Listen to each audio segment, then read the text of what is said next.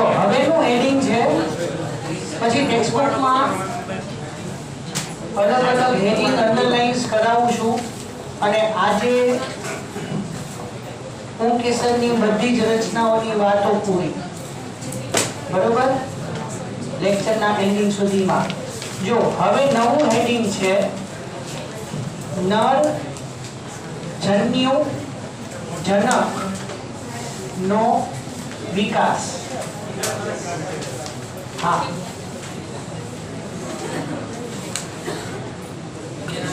Development of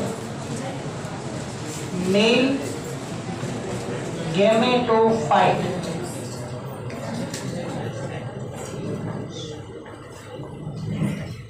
जो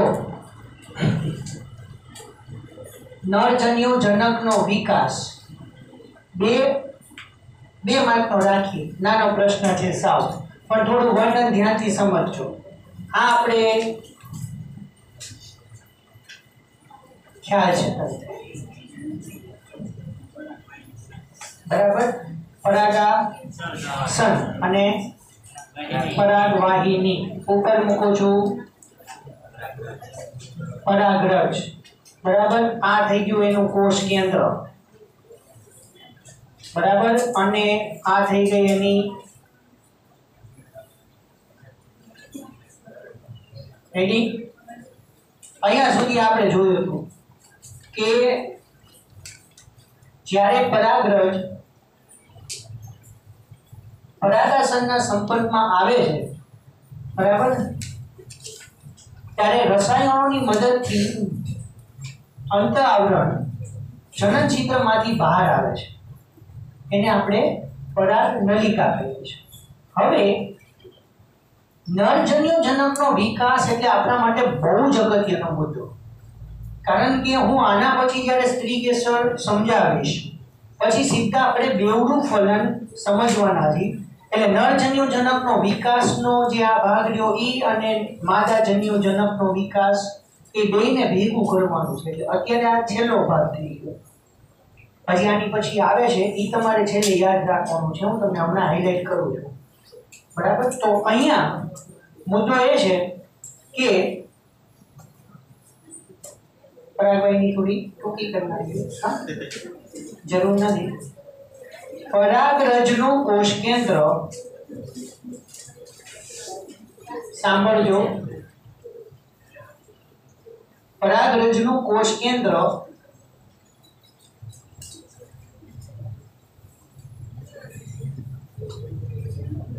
असमान रीते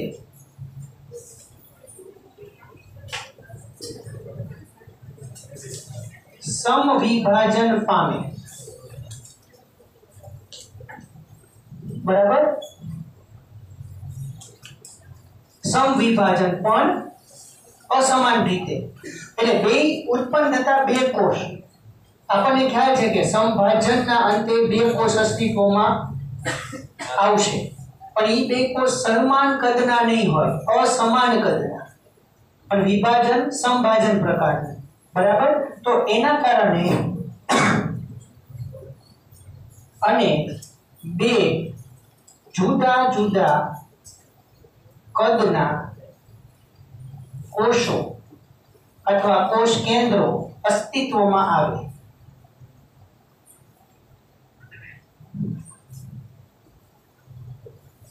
तो नेक्स्ट पॉइंट मोटा कोष ने वानस्पतिक कोष अथवा नाल कोष इंग्लिश में कहवाय वेजिटेटिव सेल अथवा ट्यूब सेल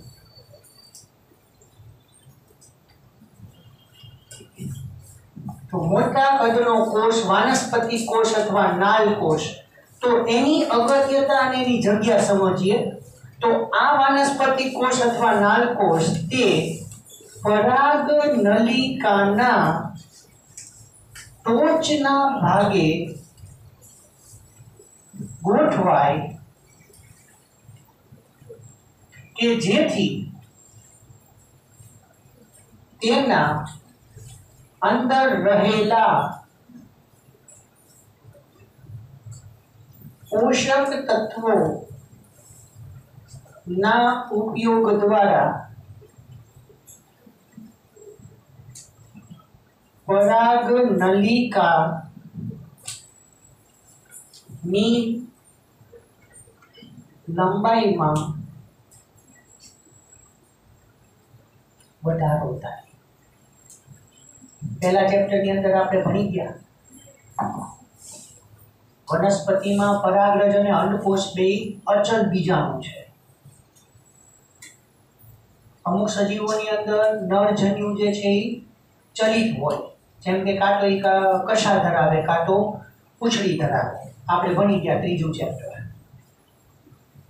હવે વનસ્પતિની અંદર પરાગરજ પોતે અચલિત છે, સ્થાયી છે. તો એને અંડકોષ સુધી લઈ જવા માટેની રચના પરાગનલિકા. પરાગનલિકા મેં તમને આગળ કીધેલું કે ફલન અને ફલિતાંડ વચ્ચે શું ફેર, આપણે ઓલરેડી ડિસ્કસ કરેલું છે. હવે ફલનની ઘટના પછી ફલિતાંડના નિર્માણ માટે કોષ કેન્દ્રની જરૂરિયાત છે. એટલે પરાગરજ ભલે અહીંયા આવી ગઈ, પણ પરાગરજની અંદર જે કોષ કેન્દ્ર છે, તો જે પરાગરજ જે વનસ્પતિની હશે એની અંદર કોષ કેન્દ્રમાં જે રંગસૂત્રો છે એ જે તે વનસ્પતિના લક્ષણોને લઈને આવ્યું હોય, એને ધારણ કરે. એટલે ફલનની ઘટનામાં એના કોષ કેન્દ્રની અગત્યતા છે. એટલે જન્યુઓ જે છે અહીંયા પરાગરજ એના કોષ કેન્દ્રને કે પરાગરજની અંદર જે જનિત દ્રવ્ય છે એને અંડકોષ સુધી ફલન કરવા માટે લઈ જવાની વાત છે. તો મોટો કોષ જે રહ્યો, સંભાજનના કારણે અસમાન રીતે બે કોષો અસ્તિત્વમાં આવ્યા, તો મોટા કોષને કહેવાય વાનસ્પતિક કોષ અથવા નાલ કોષ. તો એ પરાગનલિકાના ટોચના ભાગે ગોઠવાય. એટલે હું અહીંયા એક પરાગનલિકા દોરું છું, અહીંયા નહીં દેખાય. આ પરાગનલિકા બરોબર, એના ટોચના ભાગે અહીંયા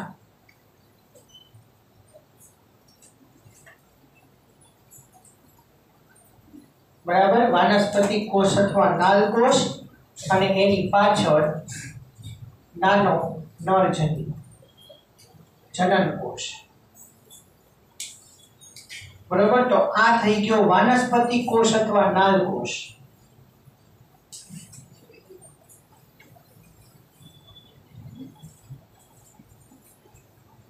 તો આ વાનસ્પતિક કોષ અથવા નાલ કોષની અંદર પોષક તત્વો છે.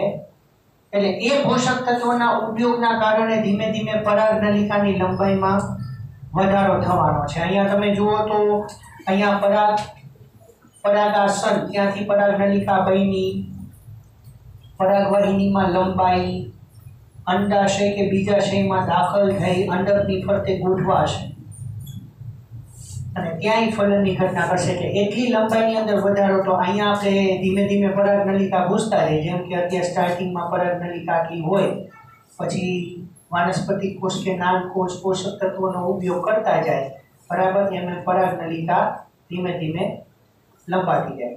ખ્યાલ આવે છે? તો એ વાનસ્પતિક કોષ અથવા નાલ કોષનું કાર્ય પરાગનલિકાની લંબાઈમાં વધારો કરવો અને જે પરાગરજની અંદર જે રંગસૂત્રો છે, કોષ કેન્દ્ર છે, એને છે ફલન માટે અંડકોષ સુધી લઈ જવા. જ્યારે બીજો કોષ અને તો મોટો કોષ વાનસ્પતિક કોષ અથવા નાલ કોષ, તો નાનો કોષ જનન કોષ. તો એ થઈ ગયો જનરેટિવ સેલ.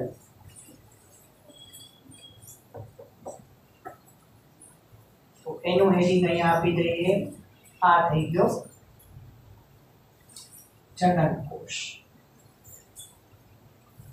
તો જનન કોષ વાનસ્પતિક કોષની પાછળ ગોઠવાશે. હકીકતમાં બેવડું ફલન કરશે જનન કોષ, બેવડું ફલન કરશે જનન કોષ. ખાલી વાનસ્પતિક કોષનું કામ એ છે કે પરાગનલિકાની લંબાઈને વધારો કરવો અને આને છેક અંડકોષ સુધી લઈ જાઓ, બસ. બરાબર. તો છેલ્લું વાક્ય, હવે તે સમાન રીતે સંભાજનની મદદથી, બરાબર. તો પહેલા શું થયું? અસમાન રીતે સંભાજન થયું, પણ હવે સંભાજન કોનું થશે? જનન કોષનું. હો, વાનસ્પતિક કોષ કે નાલ કોષનું નહીં, જનન કોષનું સમાન રીતે સંભાજન થશે અને સૌથી અગત્યનું બે નર જન્યુઓ નિર્માણ પામે.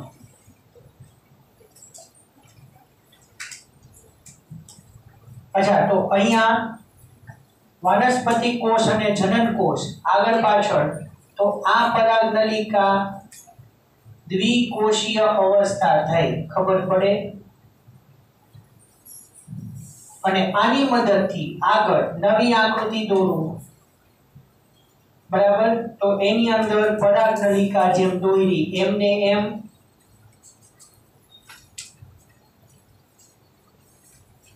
બરાબર. એની આગળ શું દોરીશ? વાનસ્પતિક કોષ અથવા નાલ કોષ, અને એની પાછળ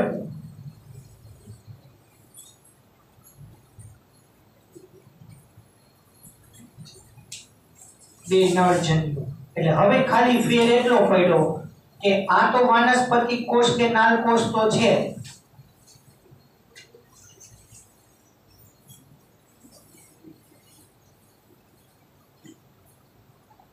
અને જે એક જનન કોષ હતો એનું સંભાજન થયું સમાન રીતે. સંભાજનથી સમાન કદના કોષો અસ્તિત્વમાં આવ્યા, તો આ થઈ ગયા બે નર જન્યુઓ. એટલે અહીંયા થઈ ગઈ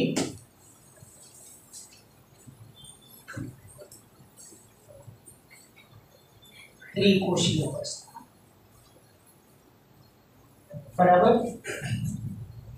હવે પરાગરજ જે, અચ્છા, આટલું નરજન્યુ જનકનો વિકાસ આકૃતિ અને ટેક્સ્ટ બુકમાં નથી આવી, બરાબર. પણ ખાલી આપણે વર્ણન એ રીતે કરવાનું છે કે પરાગરજનું કોષ કેન્દ્ર સંભાજન કરી અસમાન કદના કોષો અસ્તિત્વમાં લાવે. મોટા કદનો કોષ વાનસ્પતિક કોષ અથવા નાલ કોષ ક્યાં ગોઠવાય અને એની અગત્યતા, એ વાત પૂરી કરીને પાછળ જનન કોષ એનું સંભાજન થઈને સમાન કદના બે નરજન્યુ બને. That's all.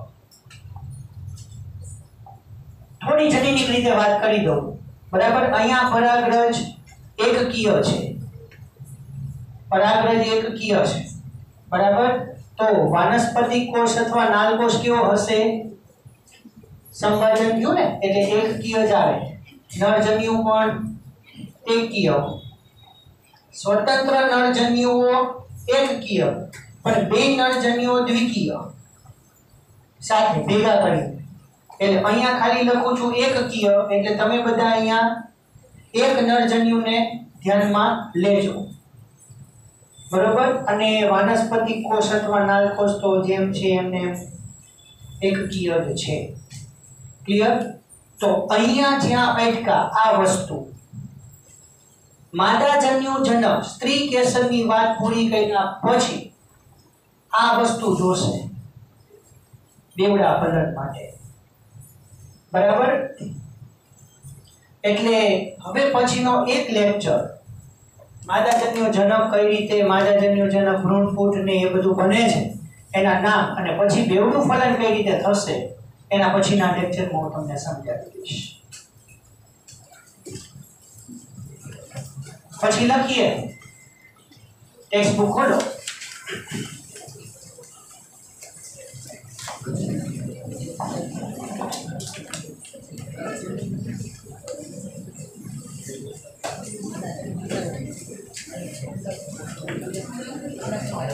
જો પેજ નંબર 21 ઉપર આવો.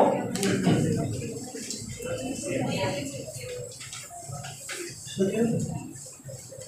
पेज नंबर 21 लघु बीजाणु जनन अथवा माइक्रोस्पोरोजेनेसिस આપણે સવારે સમજ્યા એ છે મળ્યું पेज नंबर 21 पेज नंबर 21 માં સ્ટાર્ટિંગ માં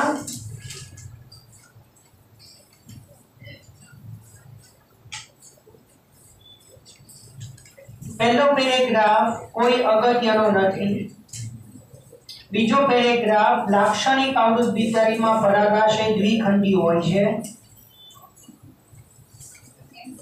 એટલે ना ना ना ना थियरी बीजो पेरेग्राफ लाक्षणिक आवृत बीजारी में परागाशय ત્યાંથી સ્ટાર્ટ કરી છે પરાગરજ થી ભરેલી હોય છે મેડમ ત્યાં સુધીનું આખું પરાગાશય ની બાહ્ય રચના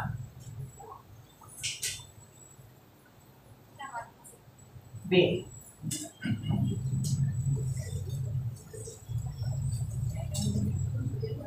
પછી નીચે લઘુ બીજાણુ ધાનીની રચના આપી છે સાથે રહેજો અમુક જગ્યાએ હેડિંગ ન થાય પા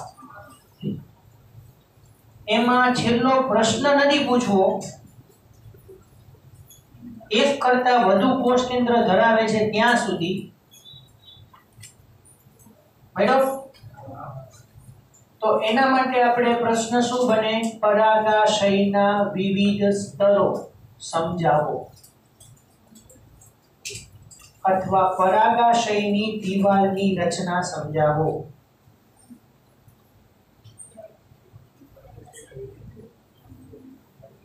परागाशयना विविध स्तरों अथवा परागाशयनी दीवाल बेमार ना बधा बेमार ना आवड़े तो भी माइक ना जाए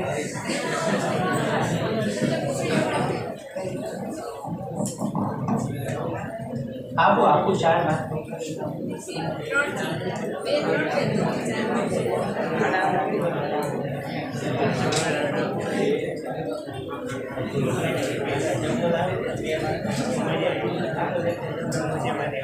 એમાં આપણે ઓલું અધિસ્તર એન્ડોથેસિયમ એ બધું સમજાવવાનું થશે बराबर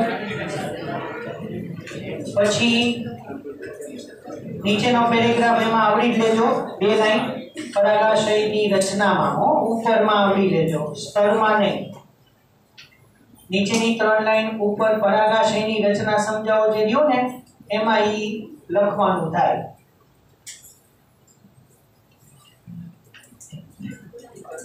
લઘુ બીજાણુ જનન અથવા માઇક્રોસ્પોરોજેનેસિસ हेडिंग छे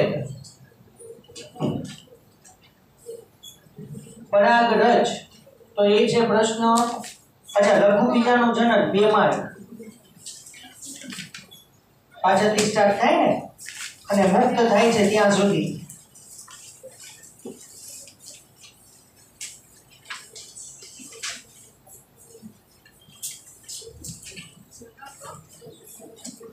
सॉरी नहीं नहीं लघु बीजाणु ज न आगे रिवर्स आओ ने 21 માં पेज ऊपर आओ एक बात लघु बीजाणु जनन अथवा माइक्रोस्पोरोजेनेसिस મળ્યું ને મુક્ત થાય છે ત્યાં સુધી લખવાનું હો એટલે લઘુ બીજાણુ જનન 2 માર્કનો પ્રશ્ન થયો પછી પરાગરજ હેડિંગ આપ્યું છે ઈ પ્રશ્ન બને પરાગરજની રચના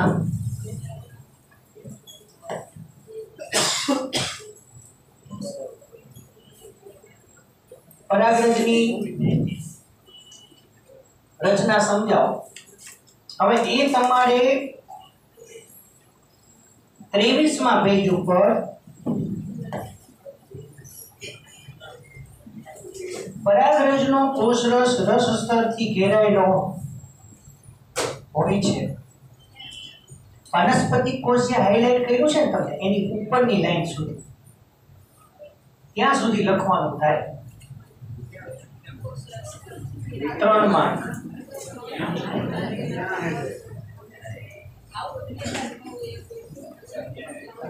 હા નો મળ્યું. વાનસ્પતિક કોષ છે 23 માં આ છે ને હાઇલાઇટ વાનસ્પતિક કોષ એની ઉપરની લાઈન પરાગરજનો કોષરસ રસ સ્તરથી ઘેરાયેલો હોય છે ત્યાં સુધી લખવાનું. હવેનો જે પેરેગ્રાફ બાકી રહ્યો ને હવે પછીનો પેરેગ્રાફ બાકી રહ્યો ને ત્યાં હેડિંગ આપવાનું નરજન્યુ જનકનો વિકાસ. પેરેગ્રાફ પૂરો થાય ત્યાં સુધી.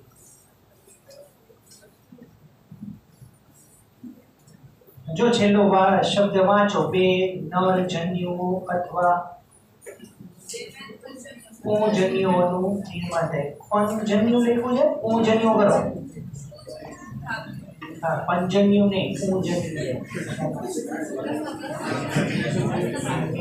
નરજન્યુ જનકનો વિકાસ સમજાવો 2 માર્કનો પ્રશ્ન. એટલે પરાગનલિકા પહેલા 2 કોષી હોય છે પછી 3 કોષી બનશે એટલું ખાલી અંદર તમારે સમજાવવાનું હશે. બરાબર.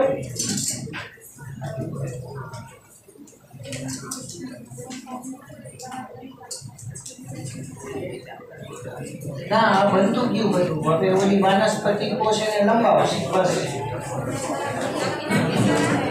હા એ માટે હજી બાકી છે. હજી 4 પ્રશ્નો બાકી.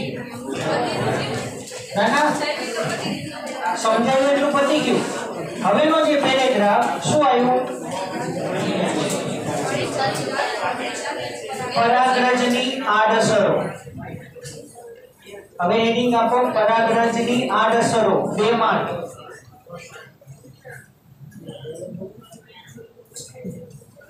ક્યાં ઘણી જાતિઓની પરાગરજ ઘણા લોકોમાં તીવ્ર એલર્જી એ આખો પેરેગ્રાફ. ત્યાં હેડિંગ આપવાનું પરાગરજની આડઅસરો. બસ પેરેગ્રાફ પૂરો થાય ત્યાં સુધી. હા અહીંયા જ પૂરું થઈ ગયું 23 ઉપર. કહું પાછળ પ્રશ્ન અલગ બને છે. પાછળ 24 ઉપર પહેલો પેરેગ્રાફ આકૃતિની ઉપરનો ત્યાં હેડિંગ આપો પરાગરજના ઉપયોગો.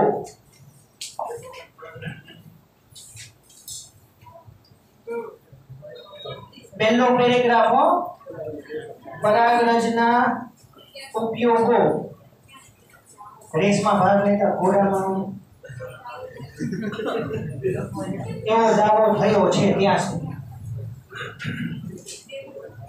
પહેલો જ પેરેગ્રાફ 4 લાઈન 2 માર્ક. પરાગરજના ઉપયોગો. બરાબર. છેલ્લો પેરેગ્રાફ રહ્યો. છેલ્લો પેરેગ્રાફ રહ્યો ને એમાં પ્રશ્ન બને છે પરાગરજની જીવિતતા અને સંગ્રહ.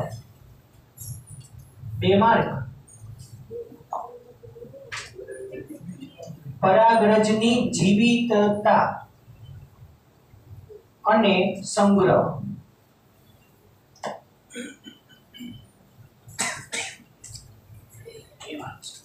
બસ પછી જે ઓલું જાયાંગ સ્ત્રી કેસર એવું છે ને 2.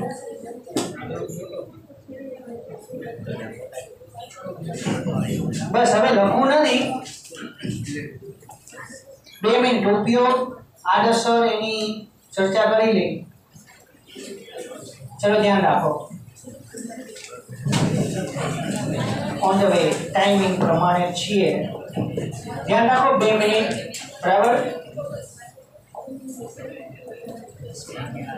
ઘણી જાતિઓની પરાગરજ ઘણા લોકોમાં તીવ્ર એલર્જી. ક્યાં સુધી ખ્યાલ છે ને? અને શ્વાસવાહિકાની યાતના એટલે બળતરા. શ્વાસવાહિકાની બળતરા અથવા શ્વાસવાહિનીમાં સોજો એટલે એનું બીજું નામ છે બ્રોન્કાઇટિસ. યાદ આવે છે?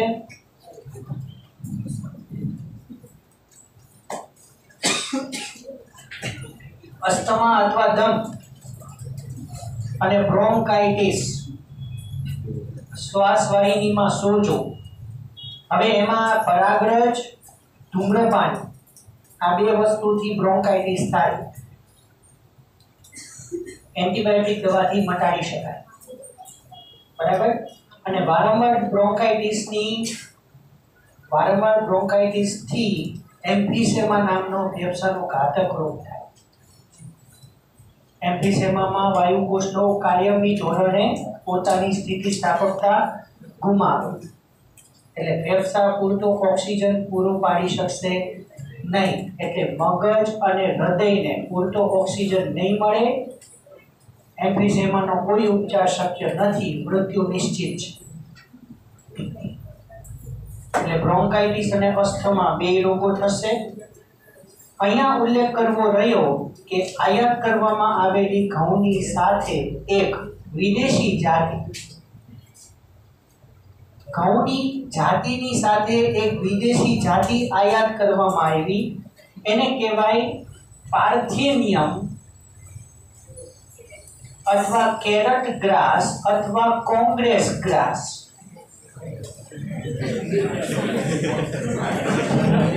પછી પેલા કોંગ્રેસ ઘાસ.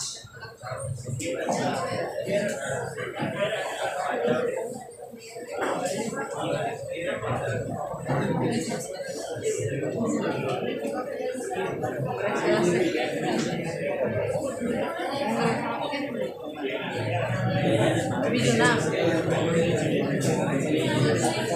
પાછળવાનું લઈ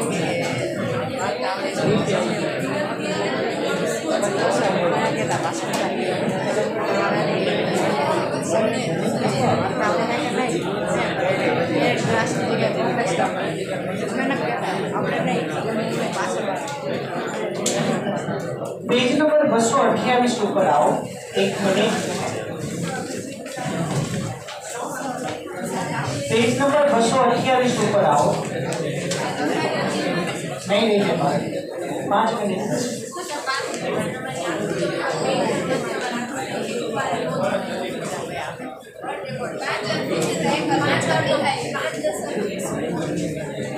બસો 28 નંબરના પેજ ઉપર જો વચ્ચે લખ્યું છે ગાજર ઘાસ, પાર્થેનિયમ. વસ્તી ગીચતાની નીચે ઇટાલિકમાં લખ્યું જો ત્યાં જોઈ લો કોંગ્રેસ ઘાસ.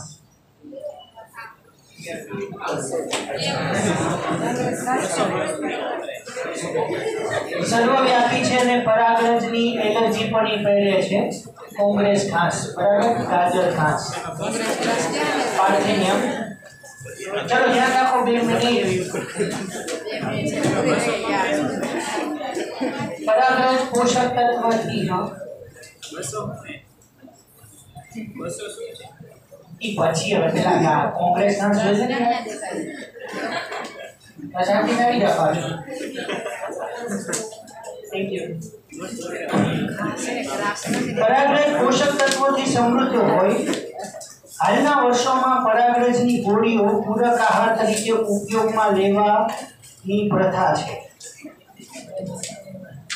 પશ્ચિમી દેશોમાં મોટા પ્રમાણમાં પરાગરજની પેદાશો ગોળીઓ અને સિરપ સ્વરૂપે બજારમાં ઉપલબ્ધ છે. પરાગરજનો વપરાશ કરવાથી રમતવીરો અને દોડમાં ભાગ લેનાર ઘોડાઓ દેખાવમાં વધારો કરે છે, સારું પ્રદર્શન કરી શકે. બરાબર. એ ચયાપચય વર્ધકો કહેવાય આ પ્યોર ગુજરાતી લેંગ્વેજમાં. એનાબોલિક સ્ટીરોઇડ્સ ચયની પ્રક્રિયાને ઉત્તેજે.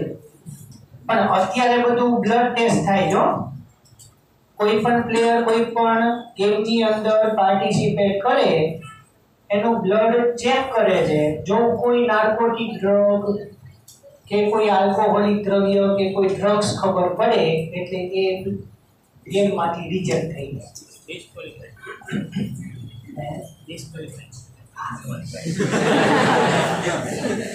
એવું મને નહોતું આવડતું.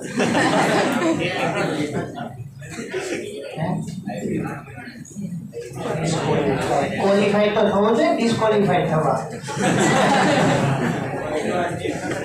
ક્વોલિફાઈ થવું, ક્વોલિફાઈ થયા પછી એને ડિસ્ક્વોલિફાઈ એના તો રિજેક્ટ.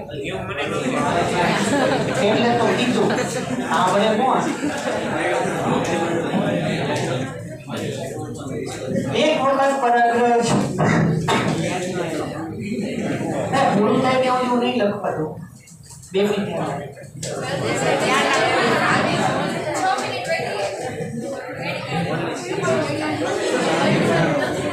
એક વખત પરાગ્રહ મુક્ત થાય અને જો ફલનમાં ભાગ ન લે તો એની જીવિતતા ગુમાવી દે છે. એટલે પરાગ્રહ જેની જીવિતતા ગુમાવે તેની પહેલા પરાગાસનના સંપર્કમાં આવવી જરૂરી છે, જેથી કરીને ફલનની ક્રિયા કરે.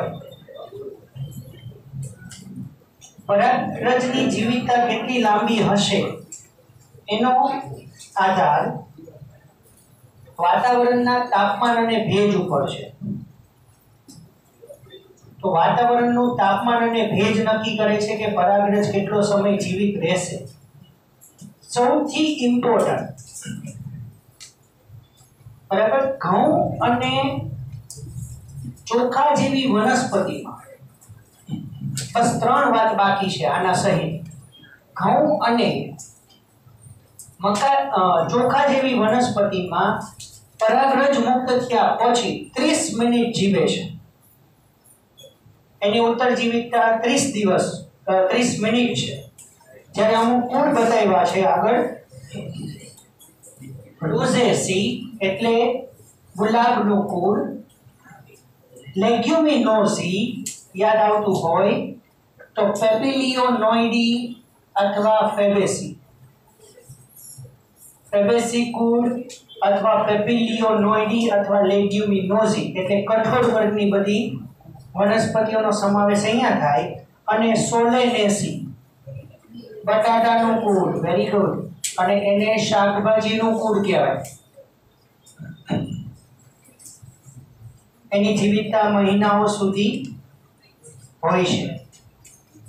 કૃત્રિમ વીર્યદાન પદ્ધતિ 9મા ચેપ્ટરમાં સમજાવીશ કે સારા લક્ષણોવાળા નર પ્રાણીમાંથી શુક્રકોષોને અલગ તારવી તરત જ અથવા તો લાંબા સમય સુધી થીજવીને માદા પ્રજનન માર્ગની અંદર ફલન માટે દાખલ કરાવે.